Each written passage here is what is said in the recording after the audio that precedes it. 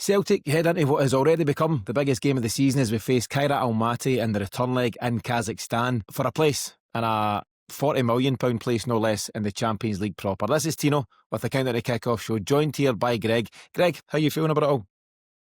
Yeah, weeks don't come much bigger than this one. A playoff tie in the Champions League and then a trip to the other side of the city, Ibrox. So massive week. I have to say I'm feeling a lot more positive than I was. I think we did the pre-match on Friday. I was a bit apprehensive, but good result on Saturday. Competent display whilst getting to rest a couple of key players, which I think will be really advantageous going into tomorrow night's game. But yeah, a couple of really positive results this week. Some new faces look very close to being in the building, so it could be a really positive week for the club and really kick us on in our season. So yeah, looking forward to it tomorrow. We recorded the weekly show, myself, Paddy, Miff and James, and as we got to the end of the piece, short question for all of them, but based on what we know, as you say, massive week.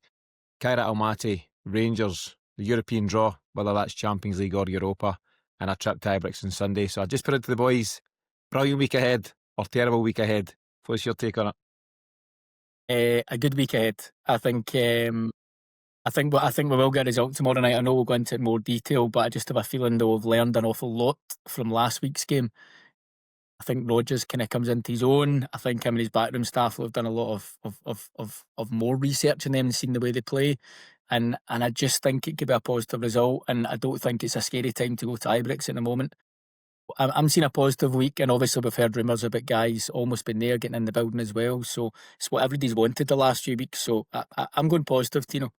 Yeah, I like that, and it could be a great week ahead, so fingers crossed for that. Let's take it back to Brendan Rodgers' comments. He's done his pre-match press conference along with Liam Scales, and a few interesting things to come out of it. And the main takeaway for me, and it's something I've been saying myself, is that we cannot be as bad as we were last week. I thought Celtic were so flat, so disappointing, particularly in the first half. And the huge bonus now, by nature of these two-legged ties, is that Celtic have seen up close and personal, I suppose, the best of what Almaty have to offer. They come into this game without their goalie, who picked up an injury, without their star striker, the young 17-year-old who's now suspended for this one. And that knowledge will be massive for Celtic going into this one. Yeah, I didn't realise their goalkeeper was out. I know he picked up an injury. I actually thought I don't know whether he was good or whether we just put a lot of really high balls into it and allowed him to command his box very easily. But I thought he looked pretty solid. The young lads obviously comes with a massive reputation, but I didn't really see. I seen glimpses of him, but obviously you would rather they were both out than in the team. I thought they were well organised last week. They worked really hard, did a little endeavour, but we were really poor. So it's a kind of offset with that. And as you say, I just don't think we can be any worse. And I actually think the players will really want to go out and put a performance on in terms of, I feel they kind of let themselves down last week, and I think they'll know that and they'll want to reverse that over in tomorrow night's games. So, and it's so advantageous, as I said, to have rest into players like Kieran Tierney and Vickers and stuff getting a rest on Saturday. I think that'll really help us tomorrow as well. Yeah, and I think I agree with what you say about Kairat Almaty as well. Well drilled, well organised, nothing spectacular, but a decent side. I've seen some comments after they played Slovan Bratislava to get through to this round. I didn't watch a minute of that, but I've seen some chat online about it, and folks were saying two bad lots. Celtic should take care with whoever comes through, and we should take care. In terms of our European standing and our pedigree, we should be dealing with business. But it's not to dismiss what I think is a pretty solid side in Kairat Almaty, and any side like that have reached this playoff. I think they've played 3 games to get here, 3 two-legged games to get here. They've earned their place at the playoff, and you can't dismiss what they might bring to the party at home. No, and I actually think if you look at the game from last week, I watched it back, the amount of times Celtic get caught in a 3v3 or a 4v3 and a better team would have punished them. Last week, if we were playing against a quality side last week, we'd have been severely punished because the amount of times we left ourselves open. So I think they'll try and play the same way again. I think it'll be very much counter-attack. I think their game plan is to go for the coin toss and play for penalties. Personally, I think that's how they'll want to play it, and they would take their chance in that. Again, we keep on talking about this. I think if Celtic get an early goal and relaxes us down, I think Celtic will go on and win comfortably. But the longer the game goes on, the more tense it gets. We know how that plays out. But yeah, I thought going forward there was a few times last week they could have punished us and never. Their final ball was very poor.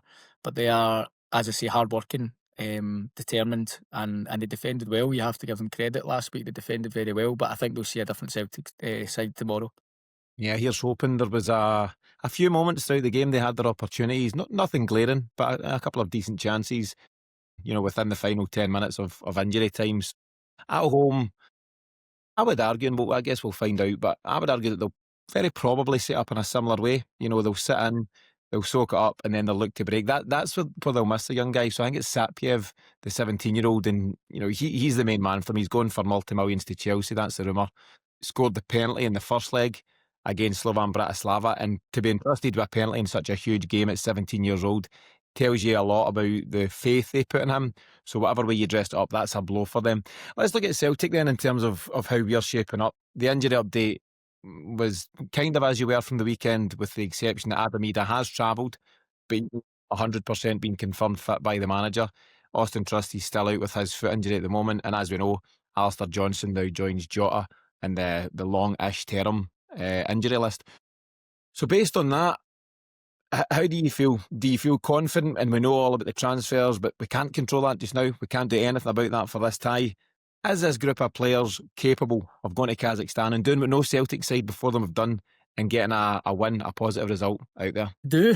And as I say, I've kind of flipped reverse from where I was last week. It was so disappointing. I just think you'll see a different Celtic tomorrow, and I do think we're capable of going and getting a result there. I think we're more mature in these situations. The Champions League last year would have been a really steep learning curve for a lot of these players, but they would have learned from it.